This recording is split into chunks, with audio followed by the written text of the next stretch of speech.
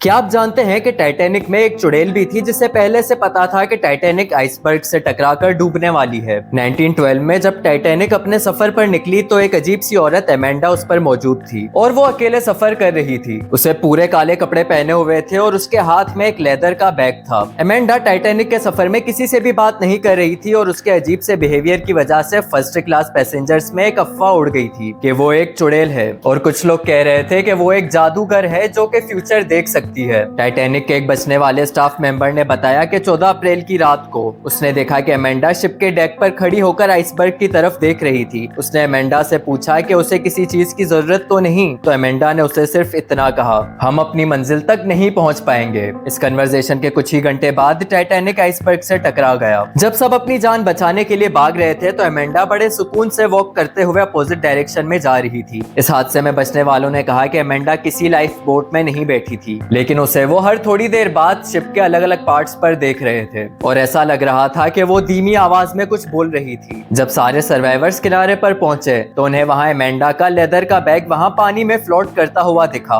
और उसे एक क्रू मेंबर उठाकर ले आया। जब वो उन्होंने खोला तो उनके पांव से जमीन निकल गई। उस बैग में हर उस सर्वाइवर की तस्वीर मौजूद थी जिसकी जान टाइटैनिक के हादसे में बच गई थी। और जब पैसेंजर्स लिस्ट को देखा गया तो उसमें भी एमेंडा का नाम कहीं नहीं था और एक क्रू मेंबर के अलावा किनारे पर पहुंचने तक किसी को भी याद नहीं था कि उन्होंने एमेंडा को देखा भी था। और फिर कई सालों बाद सितंबर 2001 को भी कुछ लोगों का मानना है कि उन्होंने एमेंडा को ट्विन टावर्स के करीब देखा था।